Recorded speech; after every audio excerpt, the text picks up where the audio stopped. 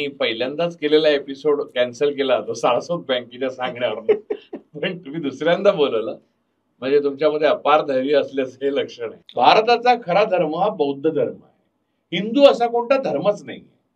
तर ब्राह्मण हे मांसाहारी होते, यज्ञामध्ये पण मांसाहार होता. तो कुठच्याही वेदामध्ये पुराणामध्ये मांसाहार हा नाहीये, ब्राह्मणांना खायचं नाही असं कुठे नाही. उलट भगवान बुद्धांनी, भगवा हा शब्द हा बुद्धांचा आहे. भगवान, भगवा म्हणजे बुद्धांचं दुसरं नाव आहे. सुनीता विल्यम्सना 300 दिवसांना अवकाशात खाली आणू शकता. उलट आपण कबरीतनं करतोय औरंगजेबाला 300 वर्षांनी. तर दाभोळकर, पानसरे, गौरी लंकेश, कलबुर्गी यांना जे विमान आलं तेच तुकारामांना आलं, एवढं लक्षात घेतो. आता राम, कृष्ण, त्यांचे जन्म, हनुमान, ही सगळी पुराणातल्या कथा आहेत. ही पुराण आहेत आपली, बरोबर, वेद नाही आहेत हे. वेदांमध्ये मूर्तीपूजेचा उल्लेखच नाही, वेदांमध्ये देव नाहीये. तुला माहिती आहे आपल्याला राम कधी मिळाला? जेव्हा रवी वर्माने एक मॉडेल बसवून काढला तेव्हा. भवानी तलवार दिली. आपण लहानपणी जाणलं, मला कित्येक वर्ष वाटायचं की महाराज भवानी तलवार वापरायचे. छत्रपती शिवाजी महाराजांच्यावर प्रेम करणाऱ्या कुठच्याही माणसाने त्यांचं मंदिर बांधायला दिलं नाही पाहिजे. जसं डॉक्टर बाबासाहेब आंबेडकरांचं, महात्मा फुल्यांचं राजर्षी शाहू मंदिर नाही बांधलं पाहिजे, कारण ते आपल्यासारखे माणूस होते तरी सुद्धा ते महान होते आणि ते आपल्यातून जाऊन महान झाले, हे प्रत्येक बहुजनाला कळलं पाहिजे. तर मुळात आम्हाला कुठला विषय घ्यावा याच्याबद्दल खूप साऱ्या कमेंटमध्ये आल्या की राजीव सरांना तुम्ही ही गोष्ट विचारा, ही विचारा, ही विचारा. तर आम्ही काही गोष्टी सॉर्ट आउट केल्या. तर सगळ्यात पहिली गोष्ट म्हणजे, तुम्हाला खूप दिवस आम्ही पाहतो आहोत की भाजपचं सरकार आहे आणि हिंदुत्व, मग त्यांच्या विरोधात प्रखर तुमची भूमिका, या सगळ्या गोष्टींमध्ये आम्ही बघत आलो. पण मुळात धर्म म्हणजे काय आणि धर्माची व्याख्या काय हे पहिल्यांदा जाणून घ्यायचंय तुमच्याकडून. पहिली गोष्ट म्हणजे धर्माचे प्रकार आहेत. बेसिकली धर्म म्हणजे युअर नेचर, म्हणजे मनुष्य धर्म हा आपण जन्माला आलेला. कारण जर आपला रक्तगट कुठच्याही मुस्लिम, ख्रिश्चन, ज्यू, पारसी कोणाशी जुळू शकतो, तर याचा अर्थ आपण मनुष्य म्हणून एकच आहोत ना. म्हणजे आपला ईश्वर जर असेल, नसेल तर आपला प्रश्नच नाही, पण असेल तर तो सगळ्यांचा एकच असणार जर असेल तर. त्यामुळे धर्म म्हणजे पहिला म्हणजे मनुष्य धर्म, पहिली गोष्ट. दुसरी गोष्ट नेचर, म्हणजे की नेचर ऑफ वर्क किंवा तुमचा स्वभाव या प्रकारचा. म्हणजे आता की डॉक्टरचा धर्म म्हणजे काय? डॉक्टरचा धर्म म्हणजे पेशंटचे जीव वाचवणे. हिंदुत्ववाद्यांचा धर्म काय? तर मशिदीच्या समोर जय श्रीराम म्हणून नाचणे. तर या प्रकारचं जे आपला धर्म आहे तो प्रत्येक जण निभावत असतो, त्याला धर्म म्हणतात. आता मुद्दा असा आहे की जे अब्राहमिक रिलिजन आहेत, अब्राहमिक रिलिजन म्हणजे जुडाइझम म्हणजे यहुदी, त्याच्यानंतर ख्रिश्चनिटी आणि शेवटचा अब्राहमिक रिलिजन म्हणजे इस्लाम. यांना एक प्रॉफिट आहे, एक पुस्तक आहे आणि त्यांच्या कोड ऑफ कंडक्ट आहे धर्मासंदर्भात. आणि आपल्याकडे म्हणजे भारतामध्ये जे लोक राहतात त्यांच्या आता अब्राहमिक रिलिजन ज्यांचा आहे त्यांच्याबद्दल त्यांना रिलिजन आहे, पण अब्राहमिक रिलिजन ज्यांचा नाही आहे त्यांच्यासाठी मी हे पुन्हा पुन्हा सांगतो की हिंदू असा धर्म नाही. हिंद हा प्रांत आहे, त्याच्यात राहणारे सर्व हिंदू, म्हणून हिंदू असे म्हटलं जातं. पहिली गोष्ट. दुसरी गोष्ट, धर्म जर कोणता असेल तर तो ब्राह्मण धर्म आहे. त्यामुळे ब्राह्मणांना धर्म आहे, ब्राह्मण धर्म. बाकीच्या लोकांना जाती आहेत फक्त. त्याला गोळा करून एक ताकद निर्माण करण्याकरता राजकीय शक्तींनी आणि काही बाह्य राजकीय शक्तींनी त्याला धर्म बनवला, हिंदू, सनातन धर्म. सनातन असा काही धर्म नाही. आणि सनातन धर्म जर तू म्हणायचं आलं तर त्यात शूद्र, अतिशूद्र स्त्रिया यांचं स्थान काय? काही नाही. खरा सनातन, भारताचा खरा सनातन धर्म म्हणजे एन्शंट रिलिजन असं जर तू म्हणायला गेला तर बौद्ध धर्म आहे. भारताचा खरा धर्म हा बौद्ध धर्म आहे. हिंदू असा कोणता धर्मच नाही. दोन धर्म आहेत इथे, एक ब्राह्मण धर्म आहे, दुसरा बौद्ध धर्म आहे भारतात. आता इथे निर्माण झालेले जे धर्म आहेत त्यातलं सिखिझम आहे, म्हणजे शीख लोक, नंतर जैन धर्म आहे. तर हा हिंदू धर्माचाच भाग आहे असं आगाऊपणे काही लोक बोलतात. तसं नाहीये. कारण ब्राह्मणांनी बौद्ध धर्मांच्या स्तूपांची आणि त्यांच्या संन्यासांचे जीव आणि वित्त आणि वास्तू, स्तूप ही नष्ट केलेली आहे धर्माविरुद्ध असल्यामुळे, ब्राह्मण धर्माविरुद्ध असल्यामुळे. तेच जैनांच्या बाबतीत त्यांनी केलेलं आहे.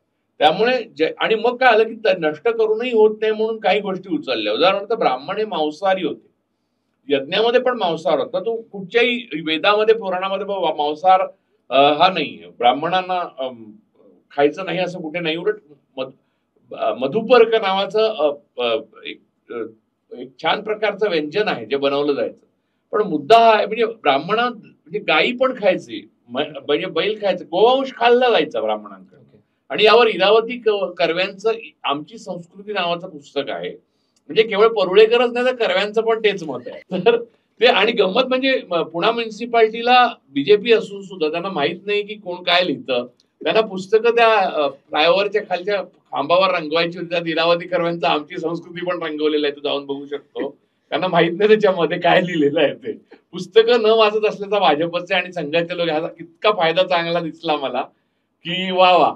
तर मुद्दा असा की त्यामुळे काय झालं की जैन धर्मातलं जे अहिंसा आणि शाकाहार वगैरे जे आहे ते ब्राह्मणांनी उचललं.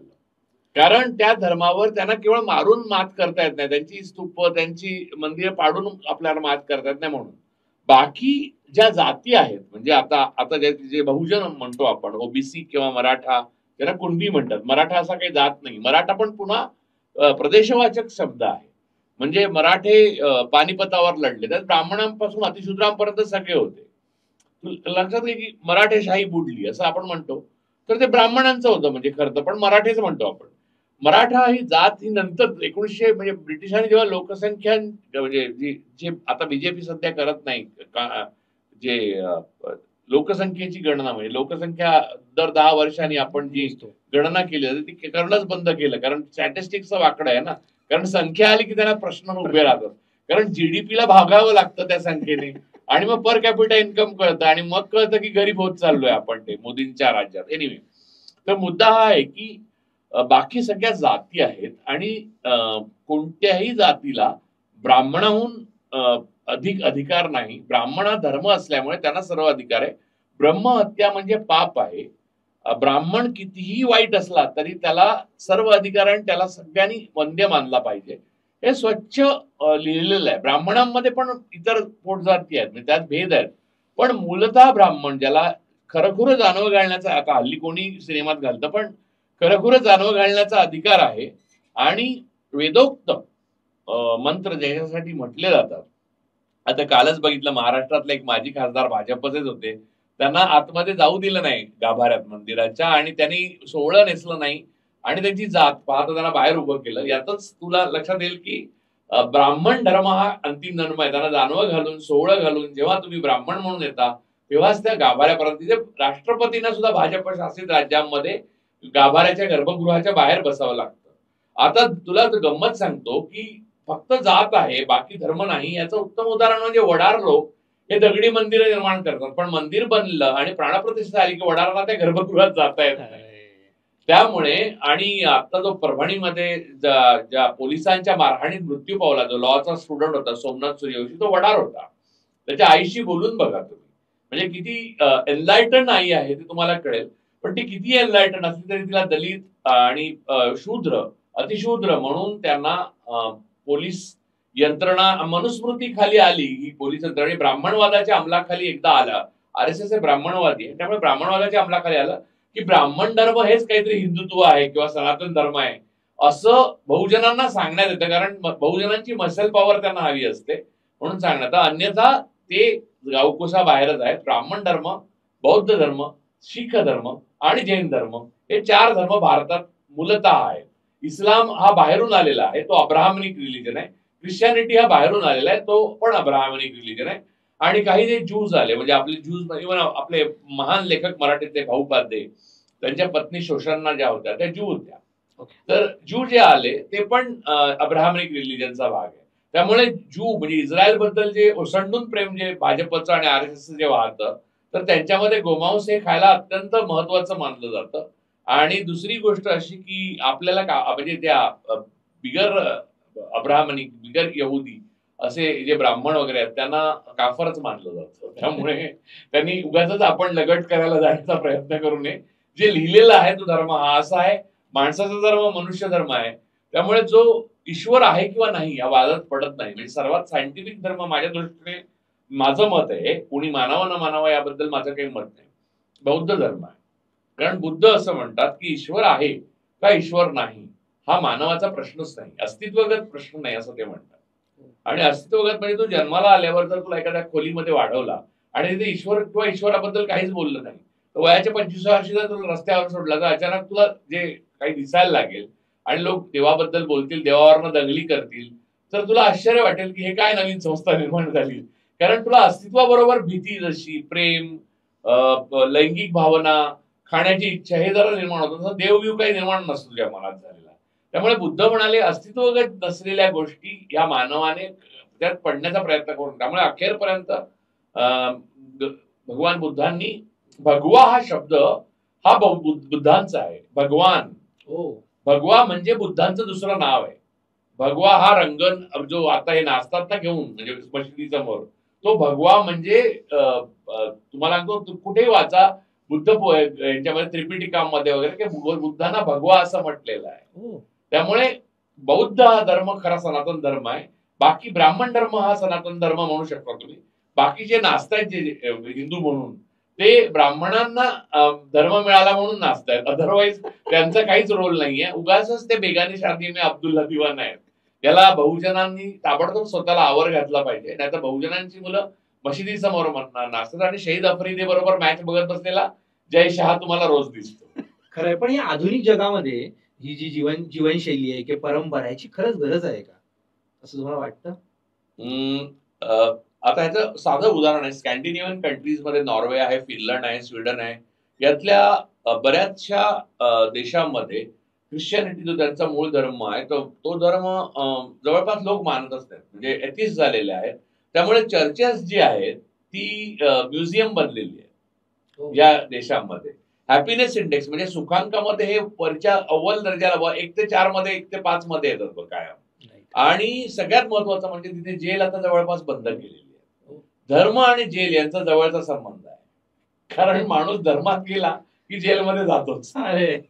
हे प्रयोग बघ ना, म्हणजे इथे या देशामध्ये बघ तू, नॉर्वे वगैरे मध्ये तर जेल जी तू जर आता युट्यूबवर काढून बघशील तर त्या जेलमध्ये जाण्याची प्रत्येक भारतीयाला इच्छा होईल. त्यात स्विमिंग पूल आहे, लॉन टेनिस खेळायला आहे, तुम्ही फॅमिलीला घेऊन राहू शकता, उत्तम दर्जाचं अन्न मिळतात, तरी ती बंद करायला लागतात कारण गुन्हेच होत नाहीये.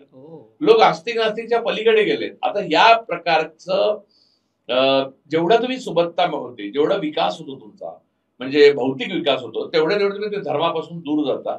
आणि तुम्हाला विज्ञान म्हणजे ज्यासाठी नेहरूंनी आपला जीव तोडला आयुष्यभर, की scientific temperament, scientific temperament, scientific temperament, ही सायंटिफिक टेम्परामेंट आली की देव आहे का नाही याच्यात भानगडीत तुम्ही सुनीता विल्यम्सना 300 दिवसांना अवकाशात खाली आणू शकता. उलट आपण कबरीतनं करतोय औरंगजेबाला 300 वर्षांनी. याचं कारण आपण धर्म पाळतो आणि त्याला असं मानतो की हा धर्म आहे तो धर्म, असा काही नाही. धर्म जेवढी प्रगती होईल भौतिक आणि जेवढे सायंटिफिक टेम्परामेंट होईल तेवढं तुम्हाला टोळीपासून तुम्ही दूर जाता.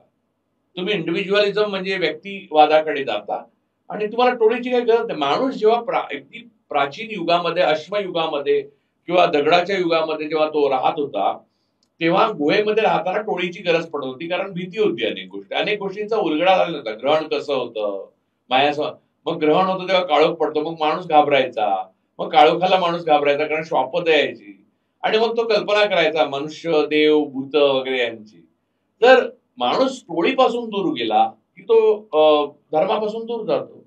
तर जे धर्म म्हणतात किंवा एकत्र येऊन सावित्रीबाई फुलेंच्या समोरच कसले तरी मंत्र म्हणत बायका सगळ्या बसतात, जे सावित्रीबाई फुले शिक्षणाचा मंत्र दिला होता, ते सगळं टोळीचं लक्षण आहे, झुंडीचं लक्षण आहे आणि हे अविकसित मानव मेंदूचं लक्षण आहे. असं म्हणजे हे आधुनिक अँथ्रोपॉलॉजी पासून समाजशास्त्रापर्यंत सर्वांनी मान्य केलेली गोष्ट आहे. काय मानसशास्त्र, मी आता काय कार्ल जंग पासून ते तुम्ही मराठीमध्ये वाचायचं असेल तर इरावती कर्व्यांपासून तुम्ही कोणालाही वाचू शकता. विका राजवाड्यांचा होता. विका राजवाड्यांचं एक पुस्तक आहे, भारतीय विवाह संस्थेचा इतिहास. त्यामध्ये वेदांमधले सगळे श्लोक देऊन त्यांनी भारतीय विवाह संस्था काय होती ते लिहिलेलं आहे. ते जाहीरपणे चौकात जर आज कोणी वाचून दाखवेल तर त्याला मी ताबडतोब 5,000 माझी ऐपत आहे म्हणून एवढे, कारण नाहीतर मी सारस्वत बँकेकडनं घ्यायला लागतील मला.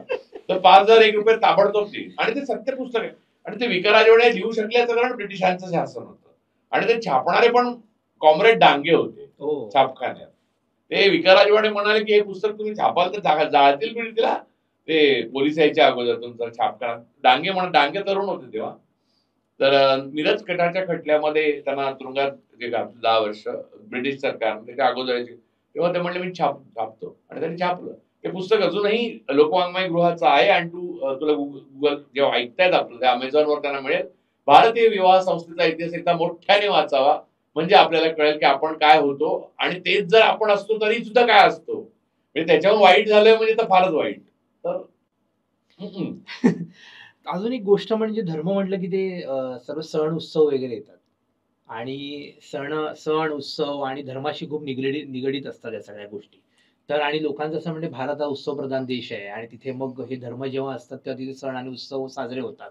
नाहीतर मग हे सर्व संस्कृती म्हणजे त्याला एक संस्कृती म्हटलं जातं, आणि म्हणजे संस्कृती जपण्यासाठी सगळ्या गोष्टी महत्वाच्या आहेत. तुम्हाला याच्यावर काय वाटतंय? हे बघ, पुन्हा एकदा अब्राहमिक रिलिजनच्या बाबतीत सण ठरलेले आहेत, म्हणजे जसं की नाताळ, गुड फ्रायडे, ईस्टर, या विशिष्ट दिवशी विविक्षित गोष्टी त्यांच्या प्रॉफिट संबंधी झालेल्या आहेत. ईद किंवा शियामध्ये मोहर्रम, त्या दिवशी युद्धाला पाणी नाही मिळालं वगैरे. आपल्याकडे उत्सवाला कारण लागत नाही, कारण आपला धर्म नाहीये. आपण ब्राह्मण धार्मिक आहोत. ब्राह्मणांना उत्सव आहेत. तू म्हणशील की त्यांची मुंज केली जाते, आणि अनेक विधी ज्या आहेत ते ब्राह्मणांच्या आयुष्यात केले जातात, तेव्हा तो उत्सव मानला जातो, आणि तो त्या त्या प्रकारे साजरा केला जातो. त्यांच्या म्हणजे होम, अग्निहोत्र, यज्ञ, हे सगळं ब्राह्मणांचे उत्सवच आहेत, आणि ते जेवढ्या धूमधडाक्यात केले जायचे तेवढ्या धूमधडाक्यात आता करणं शक्यही नाही. त्यात मनुष्याला पशुबळी द्यायला काही परवानगी होती, आणि तो पशु तुम्ही, मी सांगतो ना, भारतीय विवाह संस्थेचा इतिहास वाच, म्हणजे तुला कळेल ब्राह्मणांचे काय होते. एनिवे, क्षत्रियांचे पण होते, पण असे काही हिंदू धर्म नसल्यामुळे असे काही सण नाही. त्यामुळे काय आलंय की पुराणोक्त, म्हणजे आता शूद्रांसाठी ना जे मंत्र म्हटले ते पुराणोक्त, म्हणून शाहू महाराजांच्या प्रकरणात ते लक्षात आलं. आठवतं तुला की शाहू महाराजांचा वेदोक्त पुराणोक्त एक प्रकरण आहे, राजा ऋषी शाहू महाराजांचं. त्यांच्या ते बिचारे खूप धार्मिक होते, म्हणजे इतके समाजसुधारक जे शाहू महाराज आपल्याला दिसतात ते त्यांच्या या घटनेच्या नंतरच्या आयुष्यातले जास्त झालेले आहेत. त्याच्या अगोदर त्यांना ते धार्मिक पद्धतीने सकाळी हे वगैरे करतात, संध्या वगैरे. तर त्यांना जे मंत्र म्हणतात ते राजाराम शास्त्री भागवत नावाचे एक विद्वान होऊन गेले, म्हणजे त्यांची सगळी परंपरा आहे, म्हणजे दुर्गा भागवत वगैरे त्यांच्या ना. तर राजाराम शास्त्री भागवत ते मंत्र ऐकले आणि म्हणाले की ह्यांना वेदोक्त, हे राजा आहे तर वेदोक्त मंत्र का नाही म्हणत. शाहू महाराजांना काहीच माहित नव्हतं काय मंत्र. आपल्याकडे पूजा करायला येतो तो तुझ्या बारशाला ज्या मंत्र म्हणतो तेच मर्तिकाला म्हणतो का, तुला कसं कळणार, म्हणजे जर का तुला माहितीच नसेल तर. हो ना, की तो काय सत्यनारायण काय आणि असत्यनारायण काय, तो त्या तो संस्कृतात म्हणतो, म्हणून तर ब्राह्मणांनी वेदांपासून वंचित ठेवलं होतं सर्व बहुजनांना. तर मूळ मुद्दा हा आहे की ते म्हणते, राजाराम शास्त्री भागवतांना माहिती होतं की हा वेदोक्त मंत्र म्हटला तर तो ब्राह्मणांचा आहे, क्षत्रियांना म्हणजे राजाचा आहे. तर ते म्हणले की असं कसं, तर ब्राह्मण म्हणला मी नाही. आणि ब्राह्मण जो ज्याला शाहू महाराज स्वतः पगार देत होते तो म्हणला मी कोणत्याही प्रकारे यांना वेदोक्त मंत्र म्हणू शकत नाही, याचं कारण हे शूद्र आहे. त्याच्यावर टिळकाने अग्रलेख लिहिलेला आहे. त्यांनी अग्रलेखात काय म्हटलंय माहितीये, एक छत्रपती शिवाजीला आम्ही मानून घेतला कारण त्याचं शौर्य होतं, आता प्रत्येकालाच मानायचं का आम्ही. अशा प्रकारचं म्हणजे ब्राह्मण धर्म इतका कठोर आणि कर्मठ आहे, तसं अब्राह्मनिक रिलिजन आहे. आपण जेव्हा म्हणतो ना की इस्लाम एवढा कर्मठ आहे, तर हिंदू मोकळा नाहीये, ब्राह्मण धर्म आहे, ब्राह्मण कर्मठच आहे. मूळ मुद्दा हा आहे की तुम्ही शूद्रांना तुमच्या मंदिरात येऊ देत नाही, तो धर्म आहे. धर्म इतरांना धरून धर्म नाहीये, इतरांना फक्त जाती आहेत तुम्हाला. त्यामुळे लोकांचा गोंधळ होतो की हिंदू धर्म उदार आहे. उदार नाहीये. चारवाक आहेत, रविदास, अनेक संतांना बघ ना, रविदासांची हत्या झाली, त्यांनी ब्राह्मणांबद्दल म्हटलं. संत आहेत ते रविदास, ते चर्मकार समाजातून येत होते. तर नंतर तू लक्षात घे, तुकारामांना पुष्पक विमान आलं. त्या काळात पुष्पक विमानच कसं आलं तुकारामांसाठी, लक्षात घे. तुकारामांना गायब केले ब्राह्मणांनी. ही इतकी साधी अरे बाजीरावांना विमान नाही आलं तर तुकारामांना कसं येईल, काय बोलतोस तू. तर तुकाराम मोरे यांना विमान आलं याचं कारण ते जास्तच लिहायला लागले होते. तर दाभोळकर, पानसरे, गौरी लंकेश, कलबुर्गी यांना जे विमान आलं तेच तुकारामांना आलं, एवढं लक्षात घेतो. तर नीट लक्षात घेतलं की लक्षात येतं की तर मूळ मुद्दा हा आहे. काय विचारतो आपला विषय असा होता की हे जे सणवार वगैरे तर होत राहतात, सणवाराचा मुद्दा असा हा. आहे की तेव्हा पुराणाचं जे आहे ना ते सगळ्या शूद्रांसाठी ते मोकळं केलं. आता राम, कृष्ण, त्यांचे जन्म, हनुमान ही सगळी पुराणातल्या कथा आहेत. ओके. ही पुराण आहेत आपली, बरोबर. वेद नाही आहेत हे. वेदांमध्ये मूर्तीपूजेचा उल्लेखच नाही, वेदांमध्ये देव नाहीये. तुला माहिती आहे आपल्याला राम कधी मिळाला? जेव्हा रवी वर्माने एक मॉडेल बसवून काढला तेव्हा. हो. हा म्हणजे आपल्या बहुतेक देवी ज्या चित्रामध्ये दिसतात, ज्या लक्ष्मी, सरस्वती म्हणून तू पूजा करतो ना, नमस्कार करतो ना, त्या रवी वर्म्याच्या मॉडेल आहेत. आणि रवी वर्माने ती चित्र काढलेली आहेत. आणि राजा रवी वर्माने काढलेली चित्र जी आहेत तेव्हा मॉडेल चांगल्या घरातल्या बायका मिळत नसत. म्हणून ज्या बायका त्याने काढली चित्र, ज्या बायकांची, त्यांचा व्यवसाय काय होता हे जाणून घे, मग तुला कळेल की तू कोणाला नमस्कार करतो ते. आणि हे काय मी नवीन गुपित सांगत नाही, ब्राह्मणांनी लपवलेले जसे अनेक ग्रंथ आहेत तसं हे गुपित आहे. त्यामुळे मुळामध्ये सण जे आहेत, आता तुम्ही रामनवमी आत्ता झाला, आता हनुमान जयंती, हे पुराण आहे. जसं ग्रीकांचं इलियड आणि ओडेसी हे एक महान पौराणिक ग्रंथ आहे, मायथॉलॉजिकल म्हणतात, तसं रामायण आणि महाभारत हे आपले महान पौराणिक ग्रंथ आहे. त्यातही मी तुला सांगतो की रामायणातले श्लोक चौकामध्ये वाल्मिकी रामायणातले म्हणून त्याचा अर्थ म्हणून दाखवा, मी काढून देतो श्लोक. सीतेच्या सौंदर्याचं वर्णन किंवा सीतेला त्याग केला जेव्हा रामाने, तेव्हा राम जे बोललेले आहेत ते बोलण्याची हिंमत नाही कोणाची. आज कोण बोललं तर वेळ लागेल आपल्याला. आपलाच जेव्हा कसं आहे माहिती ना, धर्म दोन प्रकारे फोफावतो. एक जे धर्मावर विश्वास ठेवत नाहीत तेही धर्म वाचत नाही, आणि जे धर्मावर विश्वास श्रद्धा ठेवतात ते वाचतच नाही. त्यामुळे धर्म फोफावत जातो. त्यांना माहितीच, दोन्ही पार्टीला माहित नसतं की नेमकं लिहिलंय काय.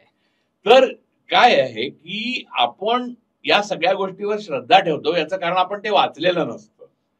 मूळ मुद्दा. आता हे जे सण आहेत आले, आता तुझे आम्हाला दिवाळीला बळीचा जो सण, म्हणजे बळी प्रतिपदा असो किंवा काय, असा काही स्पेसिफिक इन्सिडेंट आहे का? म्हणजे बांधून दिलेला अब्राहमिक रिलिजन सारखा रिलिजन आहे का? आता परवा बुद्ध पौर्णिमा आहे, त्या बुद्ध पौर्णिमेला एक विशिष्ट एका महापुरुषाचा पूर्ण आयुष्यामध्ये बदल झाला आणि त्या दिवशी त्यांना ज्ञान झालं. बरोबर. आणि त्यांना विचारलं त्यांच्या सोडून गेलेल्या शिष्याने, तुम्हाला ज्ञान झालं याला साक्ष कोण? तर त्यांनी ही 4 बोटं जमिनीला लावली आणि सांगितली ही पृथ्वी साक्ष आहे. तर मूळ मुद्दा असा काही धर्म नाही आपल्याकडे, हे नाही. सण रामनवमी, राम ह्या दिवशी जन्मा, आता तू कसं आहे की अजून एक 100 वर्षांनी, नंतर 300 वर्षांनी, 400 वर्षांनी, 500 वर्षांनी, 1000 वर्षांनी, 2000 वर्षांनी छत्रपती शिवाजी महाराजांचा जन्म शक बीक काढून त्या दिवशी देवळ बांधून लोक साजरे करणार. कारण काय, छत्रपती शिवाजी महाराज हे माणूस असणं हे ब्राह्मण धर्माला धोकादायक आहे. कारण एका कुळवाडी समाजातून जन्माला येऊन कुणबी समाज एवढा मोठा मनुष्य झाला, ही गोष्ट ब्राह्मणांना आवडत नाही. त्यामुळे एकतर त्याचं देवत्व त्याला द्यायचं, त्याला भवानी तलवार दिली. आपण लहानपणी जाणलं, मला कित्येक वर्ष वाटायचं की महाराज भवानी तलवार वापरायचे. भवानी प्रगट झाली आणि तिला तलवार दिली, असं आमच्या पुस्तकाच्या धड्यात पण होतं. आणि हा म्हणजे त्याच्यामध्ये भवानीचं चित्र पण होतं, ते पण रवी वर्मानेच काढलेलं मूळ चित्र होतं. आणि चित्र त्यानं महाराज घेतायत ते तलवार, असं एका योद्ध्याचा अपमान आहे हा, माहितीये का तुला? की एका योद्ध्याने लोहाराकडे बनवलेली तलवार वापरून मोगल सल्तनत, कुतुबशाही, आदिलशाही यांना जरबेत आणलं मराठ्यांच्या. त्याने स्वराज्य स्थापन केलं आणि ते स्वराज्य होतं, हिंदवी राज्य वगैरे काही नव्हतं. हे सगळं नंतरच्या भटांनी निर्माण केलेली गोष्टी आहे. पुरंदरेंची इतिहासद्रोही बखर नावाचं एक अप्रतिम पुस्तक डॉक्टर आह साळुंखेने लिहिले, ते वाच. म्हणजे सण कसे निर्माण होतात ते तुला कळेल. तर आता जे आपण सण साजरे करतो ते पुराणोक्त आहे. त्यामुळे त्यातही तुम्हाला पुन्हा साजरे करायला सगळ्यांना परवानगी कधी ब्रिटिश आले त्याच्यानंतर थोड्या लोकांना मिळाली. असं करत करत नाही तर आता सती म्हणून सती केलेल्या बाईची पण पूजा केली जायची आणि त्याचा पण सण केलेला आपण. बाकी 12वं 13वं तर असतंच, म्हणजे तो सण म्हणायचा तर तो पण सण, तेव्हा पण गोडधोड केलं जातं. दिवाळीला पण गोडधोड केलं जातं. कृष्ण जन्म, राम जन्म, हनुमान जन्म हे वेदोक्त नाही. हे ब्राह्मण धर्माचा हिस्सा नाहीये. म्हणजे मी जर ब्राह्मण आहे तर मी हे सण मानणार नाही, पण मी मानतो का? कारण मला सगळ्या बहुजनांची ताकद हवी आहे माझ्या उद्दिष्टांसाठी. म्हणून त्या सणांना मी माझे केले आणि आता त्यांना पण करायला लावतो ते. अन्यथा शंभुकाचा वध का केला रामाने? का बहुजनांनी रामनवमी पाळावी? म्हणजे ही कथा आहे बरं. राम ही एक कथा आहे, पण शंभुकाचा वध ही त्या कथेतला भाग आहे की नाही? बरोबर. तर मग असा आपल्या सणांचा जन्म झालेला आहे. आणि मुळामध्ये माणसाला आनंद व्यक्त करायला आवडतो. तुला मी सांगतो की जर आपण विचार केला नीट तर सर्वात जास्त चांगल्या प्रकारे साजरा करला गेलेला आपल्याकडचा सण म्हणजे 31 डिसेंबर. आणि दुसरा जो आनंद देणारा सण आहे तो म्हणजे गटारी अमावास्या. सगळे करतात. हा सगळे करतात. आता त्याच्यात काय त्याला काही प्रॉब्लेम नाही, पण हा आता सण म्हणायचं सण म्हणू शकतो, नाही म्हणायचं. त्यामुळे सण ही गोष्ट तू इथल्या परंपरेनुसार म्हणशील तर पुराणोक्त आहे, म्हणजे कथेवर आधारलेली आहे.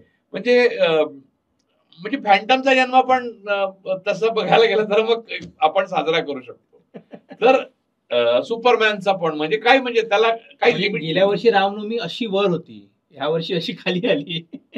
म्हणजे एवढं, म्हणजे गेल्या वर्षी जी रामनवमी जेव्हा इलेक्शन होते तेव्हा असं वाटत होतं बापरे. ते धर्म आणि राजकारण यांचं मिश्रण ते विषयच आहे. म्हणजे त्याचं वेगळंच आपण अनालिसिस करू शकतो. पण राम ज्यासाठी मानले जातात, म्हणजे पुराण पुरुष म्हणून सुद्धा काही काही पात्रांना स्थान असतं, तसं रामांचं एक स्थान आहे. ते कशासाठी मानले जातात? तर राजत्यागासाठी मानले जातात. त्यांच्या बाजूने मी हजारो वेळा सांगितले, पण परत सांगतो, त्यांच्या बाजूने जनता होती, लोकशाही बाजूने होती. म्हणजे मतदान झालं असतं तर रामाना मिळालीच ती मतं. त्यांच्या बाजूने भरत होता, म्हणजे ज्याच्यासाठी ते राज्य त्याच्या आईने बळकावण्याचा प्रयत्न केला होता तो त्याच्या, म्हणजे विरोधी पक्ष त्यांच्या बाजूने होता. वडील त्यांनाच राज्य देण्याच्या बाजूचे होते, दशरथ. म्हणजे अगोदरचं सरकार पण सांगत होतं की तुम्हीच बसा म्हणून.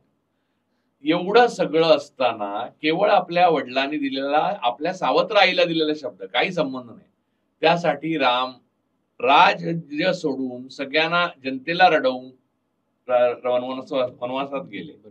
हे या अशा एका पुराण पुरुषाचा वापर तुम्ही राज्य मिळवण्याकरता करणं हा त्याचा अपमान नाहीये का? रामाचा सगळ्यात भीषण अपमान RSS आणि बीजेपीने केलाय. आता ह्याला धरून धर्म या गोष्टीला धरून विवाह संस्था, म्हणजे विवाह करताना नेहमी धर्मातच व्हायला हवा. तू आधी जर मला म्हटलंस तर मी पुस्तकच घेऊन आलो असतो, विकार राजवाड्यांचं भारतीय विवाह संस्थेचा इतिहास. तर तो नेहमी आता तरुणांना, मुळात तरुण मुलांना आता त्याचा प्रश्न पडायला लागला. आता की पूर्वी एक मागच्या 10-15 वर्षापर्यंत हे गोष्टी होत्या की बाबा आपल्या धर्मातच व्हायला पाहिजे विवाह, हळूहळू तो आपल्या जातीतच व्हायला पाहिजे विवाह, असं होतं. पण आता त्या गोष्टी जुगारून मुलं पुढे पुढे वेगळ्या वेगळ्या विचार करतायत. जातीबाह्य किंवा धर्मबाह्य विवाह तितक्या पर्सेंट मध्ये सगळीकडे झालेले आहे आणि यशस्वी होण्याचा रेटही तेवढाच आहे त्याचा. यशस्वी माणसं होतात, धर्म नाही होत. यशस्वी जाती नाही होत, यशस्वी माणसं होतात. त्यामुळे डॉक्टर बाबासाहेब आंबेडकरांपासून छत्रपती शिवाजी महाराजांपर्यंत सर्वांना देवत्व देण्याची गरज नाही. ती माणसं होती, त्या जातीत जन्माला येऊन ती मोठी झालेली आहेत. हे आपण परत परत लोकांच्या मनावर टाकतो. महाराजांचं कोणीतरी मंदिर बांधलंय, ते पहिल्यांदा मंदिर बांधायला दिलं नाही पाहिजे. खरं तर छत्रपती शिवाजी महाराजांच्यावर प्रेम करणाऱ्या कुठच्याही माणसाने त्यांचं मंदिर बांधायला दिलं नाही पाहिजे. जसं डॉक्टर बाबासाहेब आंबेडकरांचं महात्मा फुल्यांचं राजर्षी शाहू मंदिर नाही बांधलं पाहिजे, कारण ते आपल्यासारखे माणूस होते तरी सुद्धा ते महान होते आणि ते आपल्यातून जाऊन महान झाले, हे प्रत्येक बहुजनाला कळलं पाहिजे.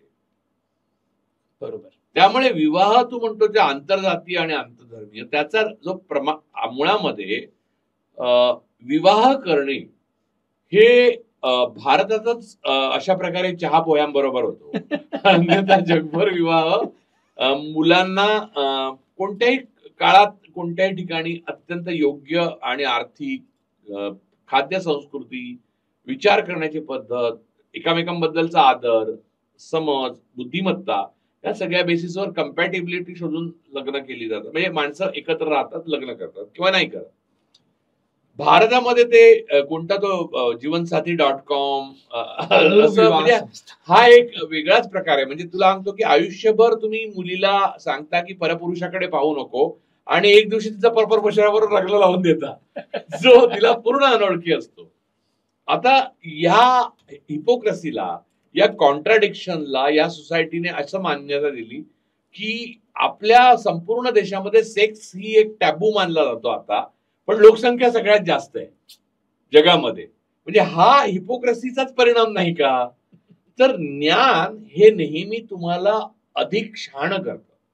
आपल्याकडे अज्ञान अधिक शहाणं करतं असा समज आहे. त्यामुळे मुलांपासून गपरे म्हणजे आई बाबा मी कुठून आलो, ए तू चुप बस, गप बस, असं करून करून करून करून करून करून शेवटी माणसाचं असं माकड होतं की तो पाहतो त्या पहिल्या मुलीवर लग्न करून टाकतो आणि मग आयुष्याची बर्बादी होते. त्यामुळे तो तो काय आता, आणि पहिली मुलगी काय 10वी काय, चहा पोहेच खायचे आहेत आणि ठरवायचं आहे, तर ती मुलगी परत तुम्हाला 90% तुम्हीच ठरवणार की जात असली पाहिजे, पोटजात असली पाहिजे, गोत्र असलं पाहिजे, रंग, म्हणजे म्हणजे मुलाचे आई वडील जे आहेत किंवा मुलीचे आई वडील जे आहेत तेच एकामेकांना भेटून ठरवतात. आता मुलं मुली लग्न करतात का आई वडील लग्न करतात. मग मग त्याच्यावर एक आर्ग्युमेंट असं केलं जातं की की दोन कुटुंबांची लग्न होतात. आय अग्री, दोन कुटुंबांची लग्न होतात हे खरं, पण तेवढी समज आपल्या मुलांमध्ये निर्माण करायला पाहिजे की नाही की एक आपल्या कुटुंबाच्या योग्यतेचं कुटुंब किंवा त्या बुद्धिमत्तेचं किंवा तोलाचं मनुष्य आपल्या बरोबर पाहिजे आपल्या आयुष्याला, तर त्यात बॅलन्स ऑफ पॉवर राहील, नाही तर गडबड होईल. हे मुलांना कळायला पाहिजे. हे आई वडिलांना कळलेलं आहे 58, 90, 60व्या वर्षी, ते मुलांना डायरेक्ट ऍप्लिकेबल करून टाकतात. असं कसं झालेलं यार, हे बरोबर नाहीये. पण त्याही पेक्षा गमतीची गोष्ट, परत एकदा विकार राजवाड्यांचं जाऊ किंवा पूर्वीच्या काही तू पुराणात बघ ना, स्वयंवर व्हायचे. बरोबर. त्या स्वयंवरामध्ये स्त्रीला नाकारण्याचा अधिकार होता. रावणापासून कर्णापर्यंत नाकारला गेलेला आहे. सीतेने रावणाला नाकारलं तसं द्रौपदीने कर्णाला नाकारलं, म्हणजे नाकारण्याचा अधिकार होता. त्या स्त्रिया हसत असत, म्हणजे वधू परीक्षा लावायची. बरोबर. सी संपूर्ण प्राणी जगामध्ये नर हा म्हणजे मुलगी म्हणजे नर हा आपल्याला पिसारा फुलवतो, मोर असतो, लांडोर नाही करत ते, बरोबर. आयाळ वगैरे सिंहाला असते, सिंहिणीला नसते. पण फक्त मनुष्यामध्ये उलट होतं की मुलीच्या कडनं दमलेले लोक जातात आणि पाया पडून हुंडा देऊन, म्हणजे मोर हुंडा देतो, ऍक्च्युली तो पिसारापासून नाचतो आणि एक खुश करतो. सिंह त्याची आयाळ पसरून येतो आणि तो खुश करतो. इथे हुंडा देऊन आणि तुम्ही IAS आहात, छान डॉक्टरचा फारच छान मुलगा, ही काय म्हणजे ही पद्धत आपल्याकडे सुद्धा नव्हती खरं तर. मी आत्ताच उदाहरण दिलं सीतेचं, द्रौपदीचं, ही दोन मोठी उदाहरणं आहेत पुराणातली. पण भारतीय विवाह संस्था ही जी आत्ता आहे तशी ती अगोदर नव्हती. म्हणजे आता जर हे लोक एवढं सांगतात ना, मागे मागे नेतात ना, आपल्या संस्कृतीतल्या 5000 वर्षापूर्वीच्या गोष्टी घेतल्या पाहिजेत, त्या नाही त्या घेतात, आयुर्वेद वगैरे, म्हणजे ज्याच्याने माणूस मरण्याची हमी. तर या उलट विवाह संस्था तुम्ही फॉलो करून दाखवा. माझं मोहन भागवतांना आवाहन आहे की भारतीय विवाह संस्था जी मूळ होती तशी आपल्या संस्कृतीत होती की नाही, मग त्या संस्कृती आणून दाखवा, म्हणजे मुलं खुश होतील. तू वाचून बघ ते पुस्तक, ते RSSच्या कुठच्याही शाखेमध्ये मोठ्याने वाचून दाखवावं त्यांनी, एवढं ज्ञान कार्य करावं बस. तर मी समजेन की त्या बौद्धिक बुद्धिमत्तेवर विश्वास आहे त्यांचा, आपल्या पूर्वजावर विश्वास आहे आणि आपल्या संस्कृतीवर विश्वास आहे. नाहीये, हे सगळं ढोंग आहे. आणि त्यामुळे आज जे आपण विवाह करतो त्यामध्ये सगळ्यात महत्वाची गोष्ट मी तुला सांगू इच्छितो की मॅट्रिमोनियल कॉलम प्लीज वाचत जा. मी आता पेपर वाचतच नाही, पण जोपर्यंत वाचत होतो तेव्हा मी अत्यंत आवडीने, म्हणजे लग्न व्हायच्या अगोदर पण लग्न झाल्यावर पण मॅट्रिमोनियल कॉलम वाचायचो. मी आतापर्यंत कुठच्याही मॅट्रिमोनियल कॉलमच्या कुठच्याही रकान्यामध्ये मुलगा, ब्राह्मण, देशस्थ, कराडे असं लिहिलेलं, मुलगी काय राजपूत किंवा मराठा, देशस्थ मराठा असं वगैरे लिहिलेलं असतं. मी आतापर्यंत एकही असं स्थळ बघितलेलं नाही मुलाचं किंवा मुलीचं. मुलगा हिंदुत्व, मुलगी हिंदुत्व, सनातन धर्म एवढं लिहून सोडून दिलंय आणि अशी मुलगा कोण पाहिजे तर सनातन धर्म हिंदुत्व असं दाखव, मग मला हिंदुत्व आणि सनातन धर्माच्या मोठेपणा सांग. बोगसगिरी. इथेच त्यांचं पितळ उघडं पडतं. बरोबर आहे. ते आपल्या सोयीनुसार घेतात आणि हे सोयी आहे ना मग, आहे ना मग. तो RSS मधले सगळे जे आहेत किंवा बीजेपीतले जे सगळे नेते मंडळी आहेत, नेते आहेत, ज्यांचं लव्ह मॅरेज झालेलं सोडून देऊ आपण.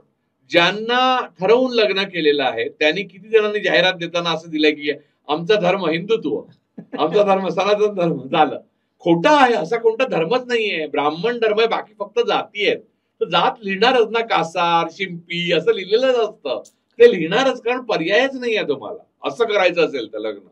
त्यामुळे आपण एका अत्यंत भंपक आणि ढोंगी आणि पाखंडी संस्कृतीमध्ये जगतो. तुला सांगतो की मला माझ्या देशाचा अभिमान आहे का, तर मला माझ्या देशाच्या अनेक गोष्टींचा अभिमान आहे. पण त्या सगळ्या नासवल्याबद्दल मला फार वाईट वाटतं.